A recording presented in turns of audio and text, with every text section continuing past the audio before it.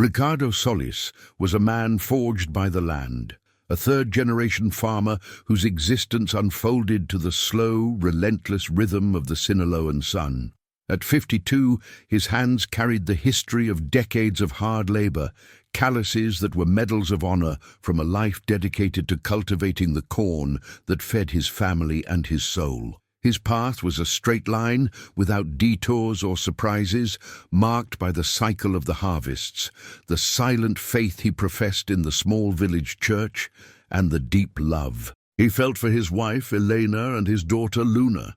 He was a man of few words, but his gaze held the depth of an ancient river, reflecting the arid and yet generous landscape that surrounded him. If you connect with stories of ordinary people facing extraordinary challenges, I ask you to subscribe to the channel. We're trying to reach the 1,000 subscriber mark, and every single one of you makes a huge difference.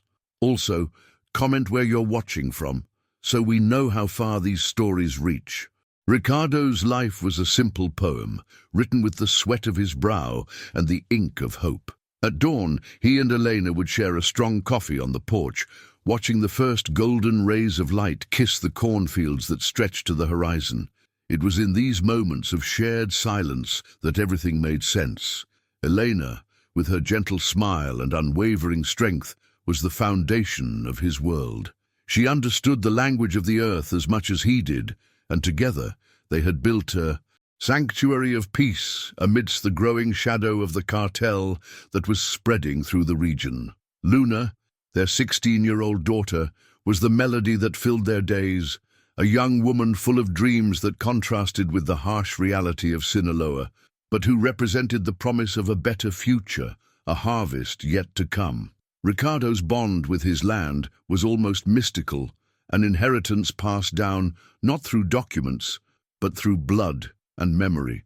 Every furrow in the soil, every plant that sprouted, was a link to his father and grandfather, men who, like him, had faced droughts, plagues, and the indifference of the government. He saw the land not just as a source of sustenance, but as a living entity, a family member that demanded respect, care, and devotion. For him, selling or giving up a piece of that ground would be like amputating a part of himself, a betrayal of his ancestors and the future he dreamed of for Luna. This devotion, however, in a land where loyalty was bought with bullets and power, would become his greatest vulnerability, a deep root that tied him to a tragic and inevitable fate. His routine was a sacred, unchanging ritual. The morning walk through the fields, the sound of the wind whispering through the corn leaves, the physical labor that exhausted his body but calmed his mind. At night, the family gathered around the worn wooden table, sharing simple meals and the small stories of the day. It was a small world, but it was complete. Ricardo would watch Luna do her homework under the yellowish light of the lantern, see the pride in Elena's eyes, and feel a fullness that no money or power could buy. He was a man resigned to his happiness, oblivious to the encroaching darkness, believing that his anonymous life and his faith would protect him from the storms that raged in the world outside. That peace, however, was a fragile illusion, about to be shattered. The community where they lived was a mosaic of forgotten souls, people who, like Ricardo, placed their faith in God and the next harvest. Everyone knew of the cartel's presence, an omnipresent shadow that loomed over their lives. Whispers of disappearances, extortions, and violence were common, but fear imposed a code of silence. The local authorities, when they appeared, were viewed with suspicion, their uniforms stained by the corruption that made them mere puppets in the hands of the true wielders of power. Ricardo, like many, chose to keep his head down, believing that, if he didn't get involved, evil would pass him by. He clung to the idea that his insignificance was his shield, a naive belief in a place where neutrality was a luxury no one could afford. The scene that would seal his fate began on a hot afternoon When the air felt heavy with omens, Ricardo was mending a fence while Elena and Luna hung clothes on the line, their laughter floating on the air like notes of a happy song. The setting sun painted the sky in hues of orange and purple, a melancholic beauty that contrasted with the brutality that was to come. He paused for a moment, leaning on the fence, and just watched the two women of his life, his heart overflowing with a serene and profound love. That instant, frozen in his memory, would become the epicenter of his pain, the last fragment of a world that was about to be reduced to ash and silence. It was the calm before the storm, the final breath of happiness before the plunge into the abyss. He was a man of Christian values, taught to turn the other cheek, to forgive, and to trust in divine judgment. The small village church, with its adobe walls and smell of wax and dust, was his refuge. He spoke with Father Mateo not about sins, but about the drought, the price of corn, the small battles of life. His faith was practical, earthly, a tool for finding strength in adversity. However, this moral foundation was about to be tested in a way he could never have imagined. The approaching conflict was not just against men of flesh and blood, but against the very essence of his beliefs, an internal struggle that would force him to question whether, in a lawless world, vengeance could be the only form of justice. Ricardo's dilemma was that of a man trapped between two worlds, that of tradition, faith, and family, and that of the violence, corruption, and power that surrounded him. He was an anachronism, a simple man in complex and brutal times. His refusal to bow to the cartel would not be a calculated act of heroism, but an instinctive reaction of a man protecting his sanctuary. He did not understand the language of intimidation, only that of the land and of labor. This disconnect with the new reality of Sinaloa would make him a target. He didn't know it. But his quiet, anonymous life was already over. Every step he took brought him closer to the moment the farmer would have to die so the hunter could be born, a transformation forged in the fire of loss and baptized in the blood of his enemies. The peace was shattered by the sound of engines that did not belong there. Two black pickup trucks, caked in the dust of the dirt roads, appeared on the horizon like vultures, tearing through the afternoon's tranquility. They stopped in front of Ricardo's house, and 4 men got out, moving with a predatory arrogance that was alien to that environment of work and simplicity. One of them, wearing crocodile leather boots and a cynical smile, walked toward Ricardo, who had dropped his tools and was watching the scene with a dark premonition. The man introduced himself as an associate of El Sombra, his tone falsely cordial, but his cold, empty eyes did not hide the nature of his visit. He spoke of progress, of opportunities, of how Ricardo's lands were essential for a new enterprise that would bring prosperity to the region, a euphemism they both knew was a lie. The demand was made bluntly, wrapped in a thin veneer of false legality. The cartel wanted the strip of land bordering the river, a strategic point for their operations. They offered a paltry sum, a pittance that was more an insult than a proposal. Ricardo listened in silence, his face as impassive as the dry earth beneath his feet. When the man finished speaking, Ricardo's refusal was quiet but unwavering. "This land is not for sale," he said, his words heavy with the weight of generations. "It belongs to my family." The group's leader laughed, a dry, contemptuous sound.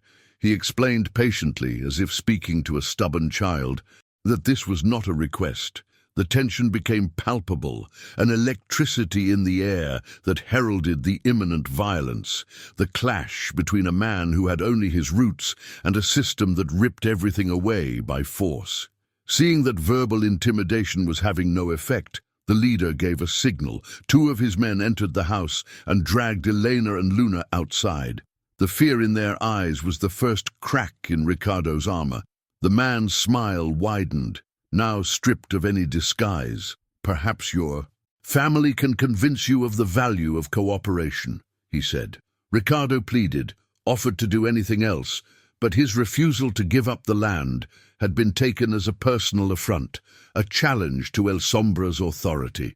The brutality was instantaneous and inhuman. In front of Ricardo, his wife and daughter were executed with the coldness of someone slaughtering an animal. The sound of the gunshots echoed through the cornfields, a death cry that forever silenced the laughter and songs of that house.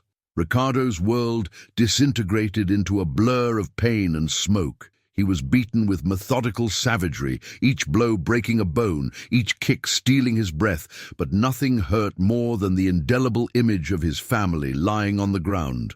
The men set fire to his house, the home built by his grandfather, turning it into a funeral pyre. They left him there, a broken body amidst the flames, believing the fire would consume the last witness to their crime. As the heat licked his skin and smoke filled his lungs, Ricardo felt life draining away, the darkness calling him to join Elena and Luna. The pain was an ocean, and he was sinking, surrendering to the end, to the relief of oblivion. The house of his memory, his heart, burned along with the one made of wood. But amidst the ashes of his former life, something survived. An ember of pure, cold fury refused to be extinguished. As he lay between life and death, the face of each of those men was seared into his mind with the precision of a branding iron. The overwhelming pain, the infinite grief, all of it began to solidify, transforming from a weight that pulled him down into a fuel that propelled him forward. There, on the floor of his shattered world, Ricardo Solis made a decision. He would not die. He would not give them that satisfaction. He would rise from that hell, find every one of them, and teach them the true meaning of loss. Justice had died with his family. Now, only vengeance remained. This was his new harvest, and it would be watered with blood. If you've ever felt you needed to fight for something greater, you know the power a decision like this holds. The days that followed were a feverish blur of pain and survival.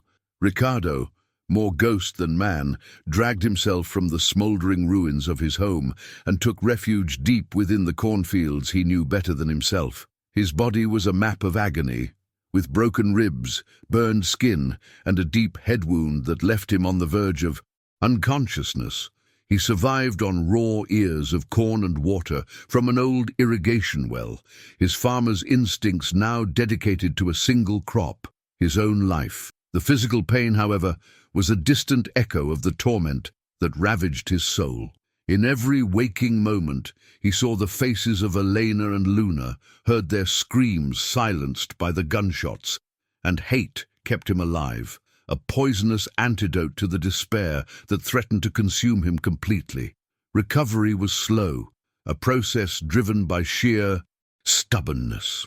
Hiding in an abandoned barn on the edge of his former property, he tended to his wounds using improvised remedies with herbs his grandmother had taught him to recognize.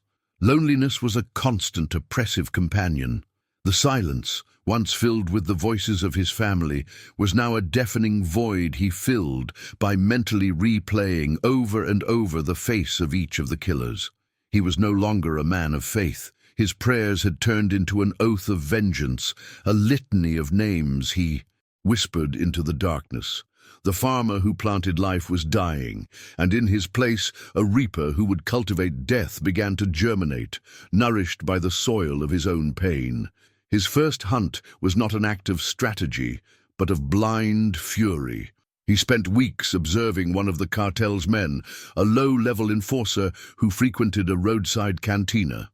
Ricardo followed him on a moonless night, his heart hammering against his ribs, a harvesting knife heavy in his hand. The confrontation was clumsy, primal. In a dark alley, the air thick with the smell of alcohol and garbage, Ricardo attacked him. The fight was chaotic and brutal, a desperate explosion of violence from a man who had never taken a life. When it was over, he stood panting over the body, covered in blood, the sound of his own ragged breath echoing in the silence. There was no satisfaction, only a cold emptiness and the nauseating realization of what he had become. He returned to his hideout shaking, not from fear, but from the adrenaline and horror. He vomited until his stomach was empty, and the image of the man's face in his final moments haunted him. He had crossed a line from which there was no return. That night, he realized that rage alone would not be enough. It would consume him, make him careless, and lead him to his death before his mission was complete. Vengeance, he understood, could not be a burning passion, but a dish served cold. It needed to be calculated, patient, and methodical. From that moment on, the fire of his fury was contained, transformed into the cold, precise forge where he would shape the tools of his new and terrible vocation. The first death was a baptism, a bloody initiation into his private war. Ricardo began to transform. He traded impulsiveness for observation, spending days mapping the routines of the cartel men, learning their habits, their weaknesses, their fears. His farm tools, once used to nurture life, were adapted to take it. A pitchfork was sharpened into a spear, barbed wire was turned into deadly traps, and his deep knowledge of the region's topography became his greatest weapon. The cornfields, with their endless corridors, became his labyrinth, where he was the hunter and they were the prey. He moved like a spectre through the landscape, using the night as his cloak and the terrain as his accomplice, a predator perfectly adapted to his ecosystem. The second target was a guard watching over a drug warehouse. Ricardo did not confront him directly. Instead, he used his knowledge of irrigation to divert a small stream, slowly flooding the patrol path and turning it into a hidden quagmire. In the middle of the night, the man, caught by surprise, sank into the thick mud. Ricardo just watched from a distance, a silent judge carrying out a silent sentence. The death was slow, anonymous, and the body was only found days later, bloated and unrecognizable. There were no signs of a struggle, just a bizarre accident. It was a new form of violence, impersonal, efficient, and terrifying in its subtlety. Ricardo was learning to kill not with his hands, but with the very land that had been stolen from him. With each elimination, the legend began to take shape. Cartel men started dying in inexplicable ways. One was found impaled at the bottom of a leaf-covered pit, a wild boar trap. Another had his car sabotaged, the brakes cut on a winding mountain road. The absence of a clear assailant created panic and superstition among the criminals. They began to speak of a ghost, a vengeful spirit of the land that hunted them in the shadows. The local community, though terrified of cartel retaliation, listened to these whispers with a mixture of fear and a grim hope. Someone, finally, was fighting back. Ricardo, isolated in his grief, did not know he was becoming a symbol, a catalyst for the silent resistance of his people. The story of the avenging farmer spread like wildfire, each new death adding a darker chapter to the folklore. People didn't know his name, but they knew his pain, for it was the pain of them all, amplified and turned into action. In secret conversations, in silent prayers, he was the embodiment of divine justice in a land forsaken by God and the law. This reputation protected him, as the community, even in its distrust, created a shield of silence around him, refusing to cooperate with the cartel or the corrupt police. The fear the cartel had always used as a weapon was now being turned against them, emanating from the very cornfields they coveted. The hunter had become the haunted. Meanwhile, news of the unexplained deaths reached the ears of El Sombra. At first, he dismissed the incidents as accidents or attacks by rivals, unable to conceive that a single man, let alone a farmer he'd left for dead, could be responsible. To him, people like Ricardo were insects, insignificant and easily crushed. The idea that one of them could rise up and challenge his power was an insult to his worldview, an anomaly his ego refused to accept. He saw the situation as a failure of his subordinates, proof of their incompetence, and not as a real threat to his operation. But as the body count rose and the efficiency of the kills became more apparent, El Sombra's irritation turned to cold fury. His men were scared, productivity was falling, and worst of all, his authority was being publicly questioned. The legend of the ghost was a direct humiliation. He ordered a brutal crackdown on the region, doubling extortions, conducting violent searches of homes, and publicly executing anyone suspected of collaborating with the mysterious threat. His cruelty, however, only fueled the community's resentment and strengthened the legend of the vigilante, creating a cycle of violence he could no longer control. The hunt for Ricardo became his personal obsession. On a rainy night, seeking refuge from the storm and his own demons, Ricardo entered the old village church, a place he hadn't visited since the symbolic burial of his family. He found Father Matteo lighting candles at the silent altar. The priest, a man with tired eyes who had seen too much suffering, looked at Ricardo and saw not a farmer, but a soul at war with itself. He didn't ask about the rumors that were circulating, for the answer was etched on Ricardo's hardened face, in the darkness that inhabited his gaze. The conversation that followed was a duel of convictions, a clash between divine law and earthly justice. "What are you doing, my son?" the priest asked, his voice soft but heavy with weight. "This isn't justice, it's an abyss. With every life you take, you lose a piece of your own." Ricardo, standing in the gloom, answered with a voice hoarse from disuse.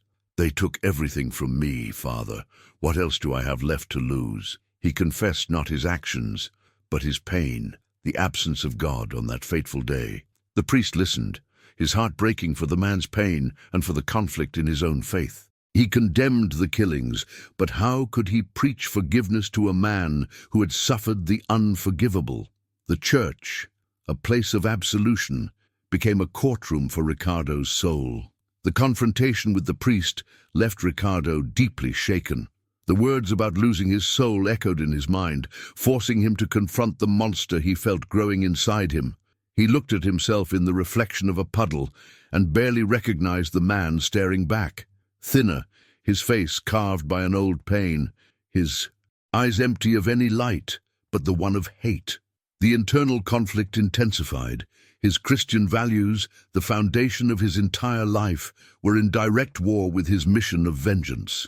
He wondered if, at the end of his journey, anything would remain of the man Elena and Luna had loved, or if he would be just another spectre haunting the lands of Sinaloa. Meanwhile, the deaths attracted attention from outside the local jurisdiction. Captain Reyes, a state police officer known for his stubborn integrity, was sent to investigate the wave of violence. Reyes was a jaded man who understood the rot of corruption infesting the police force, but he still clung to a code of honor. It didn't take him long to realize that the deaths of the cartel members were not accidents or the work of rivals. There was a pattern, an intelligence, and a familiarity with the terrain that pointed to a local aggressor. His investigation led him to uncover the story of the Solis family, a brutal crime that the local police had conveniently forgotten to investigate. Reyes began to piece the puzzle together. He visited the ruins of Ricardo's home, found the makeshift graves of Elena and Luna, and felt the weight of the tragedy that had occurred there. The evidence was circumstantial, but the narrative was powerful. A good man pushed to the extreme, seeking the only form of justice left to him. Officially, Reyes was hunting a serial killer. Secretly, however, he found himself divided. He represented the law, a law that had failed catastrophically to protect Ricardo and his family. In his heart, a part of him admired the courage and efficiency of the ghost, seeing his actions as a raw, desperate form of balance in an unbalanced world. Ricardo's and Reyes's paths nearly crossed at a local market. Ricardo, in disguise, was buying supplies when he noticed the captain's presence, quietly asking questions to the vendors. Their eyes met for a brief instant, a moment of silent, tense recognition. Reyes saw a man with haunted eyes, and Ricardo saw an officer whose posture did not carry the same corruption as the local cops.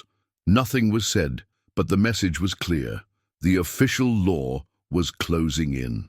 Ricardo knew his time of anonymity was ending, and that his two-front war, against the cartel and against the law, was about to become even more dangerous. El Sombra's increasing pressure on the community began to create fissures. Some people, desperate to end the retaliatory violence, started to question the vigilante's actions. The fear of cartel retaliation was more immediate than the gratitude for his revenge.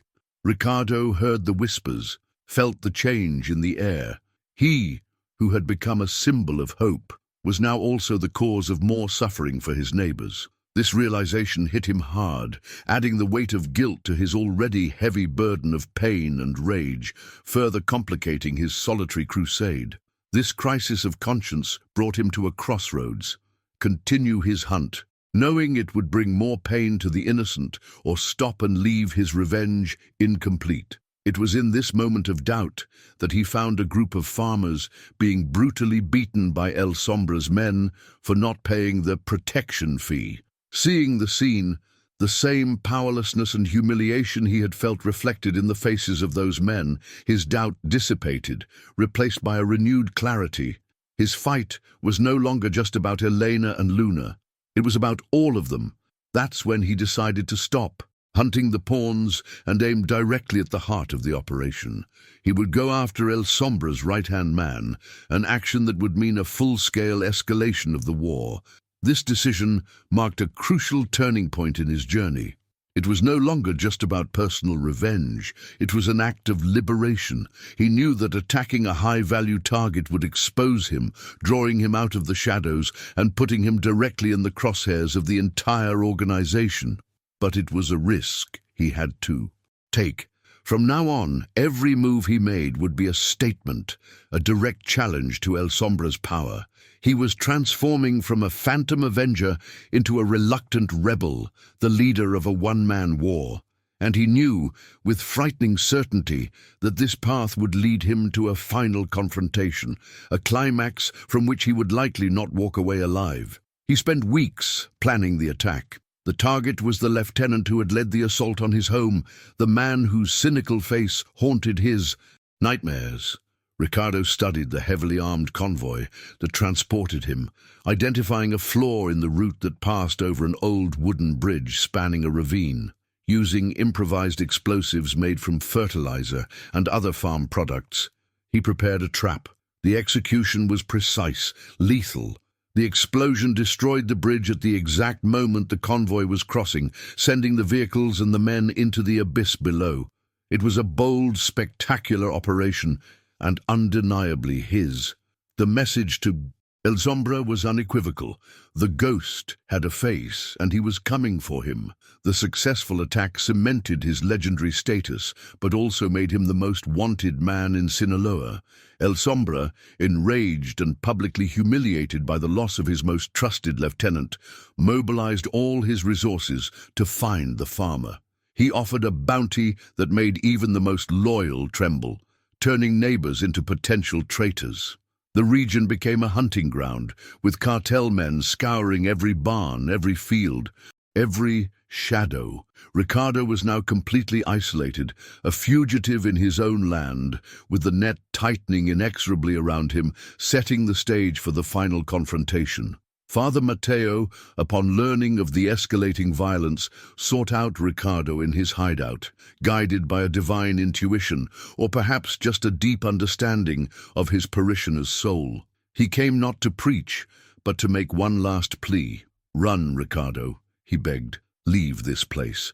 Your revenge will not bring your loved ones back. It will only destroy you." Ricardo, cleaning an old shotgun, looked at the priest with a desolate calm. "Run where, Father? My whole world is buried in this ground. There's nowhere left for me. This only ends when he's dead, or I am." The conversation sealed his fate, a mutual acceptance of its tragic inevitability. Captain Reyes, investigating the explosion at the bridge, found residue from fertilizer and a detonation mechanism that revealed an ingenious but rustic knowledge. Everything pointed to Ricardo Solis. Reyes now had enough evidence to issue an arrest warrant, but he hesitated. Arresting Ricardo would mean turning him over not to justice, but to the cartel, which would surely have him killed in prison, or worse. He found himself in an impossible moral dilemma: uphold the law and condemn the man doing the job the law itself could not, or ignore the evidence and allow the war to continue. His decision would define not only Ricardo's fate, but also his own soul as a man. Of the law, the pressure on the community reached a breaking point. Families began to flee, abandoning their lands for fear of being caught in the crossfire. The land Ricardo was fighting for was becoming a ghost desert. This sight filled him with a profound sense of failure. In his quest for vengeance, he had accelerated the destruction of his own community. It was a bitter victory, forcing him to question the true cost of his war. The liberation he sought for his people was becoming their exile. It's incredible how one person's fight can be inspiring, even in the darkest of times. If Ricardo's journey has touched you so far, please consider subscribing to support the continuation of stories like this one. Ricardo's loneliness peaked. Haunted by the ghosts of his family, his victims, and now his displaced neighbors, he felt increasingly isolated. The nights were the worst, when the silence was filled only with memories and doubts. He clung to the last remnant of his humanity, a small, crumpled portrait of Elena and Luna that he carried with him. Looking at their smiles was both his strength and his torture. The journey had emptied him, and he knew he was nearing the end. The only question was whether he could complete his mission before the darkness consumed him entirely, leaving behind only the shell of a man, driven by nothing but revenge. The betrayal came from where it was least expected. A young man from the village whose family was threatened with death by El Sombra broke under the pressure and revealed Ricardo's whereabouts. The old abandoned silo, which had served as the farmer's fortress and sanctuary, became the stage for his final battle. El Sombra, exultant and thirsty for personal revenge, did not delegate the task. He personally led an army of men, a convoy of trucks that kicked up a dust cloud visible for miles, announcing the end. As he surrounded the structure of concrete and rusted metal, El Sombra felt the pleasure of imminent victory. For him, cornering the ghost in that vertical tomb was the reaffirmation of his absolute power, the final scene of a pathetic insurrection that he himself would end with a bloodbath. The assault began with overwhelming ferocity. Bursts from automatic rifles tore through the silence, piercing the silo's metal walls as if they were paper. Grenades exploded at the base, trying to flush the prey from his lair. It was a disproportionate show of force, the military might of a cartel against a single man. El Sombra's men advanced in formation, believing that resistance would be futile. They expected to find a terrified man, cornered and awaiting death. What they didn't know was that Ricardo wasn't trapped in there with them. They were trapped in there with him. The silo was not his tomb, but an extension of his will, a death maze he had meticulously prepared for his tormentors. The hunt was over, and the slaughter was about to begin. Ricardo used every inch of the silo to his advantage, turning the dormant concrete giant into a lethal weapon. When the first men burst in, he opened a top hatch, releasing an avalanche of old grain that buried them in darkness, the thick dust choking their screams. He moved through the shadows, along catwalks and ladders only he knew, a spectre in his own domain. The sound of the old machinery, which he reactivated, created a cacophonous pandemonium that masked his movements and disoriented the invaders. He turned the dust into a veil, the darkness into his ally. Every corner hid a trap, every level presented a new kind of agricultural hell, and the hunters, one by one, became the harvested. The battle became a brutal, claustrophobic ascent. Ricardo climbed through the levels of the silo, luring El Sombra's men into increasingly dangerous terrain. The fighting was intimate and desperate, waged with knives, chains, and bare hands. He was no longer just a farmer, but the personification of the land's fury. Every man he took down was not just one less enemy, but a tribute to the memory of his family. El Sombra, watching his men get decimated from below, was blinded by rage and climbed after him, obsession overcoming any instinct for self-preservation. The chase culminated on the silo's highest platform, a ring of metal exposed to the howling winds, with the dark sky as its witness. The final confrontation took place under an impending storm. At the top of their world, Ricardo and El Sombra faced each other. There were no more firearms, only two men reduced to their most primal form. "I gave you a chance to walk away, Farmer," El Sombra sneered, his face contorted with hate. "You should have stayed in your place." Ricardo didn't answer with words, but with a cry that held all his pain, all his loss. The fight was savage, a dance of death on the edge of the abyss. El Sombra was stronger, trained to kill, but Ricardo was driven by a force the other could not comprehend. Love transformed into an unquenchable fury.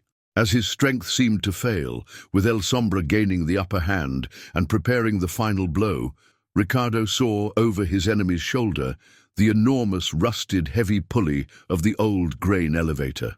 In a final act of desperation and genius, he dodged and used his last burst of energy to sever the rope holding it with his harvesting knife. This was his decisive action.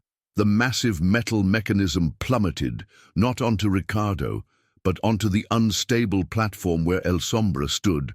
The floor gave way under the weight, and the cartel boss, with a look of disbelief, was dragged into the dark void inside the silo, crushed by the very industrial machine that represented the oppressive progress he wanted to impose on that land.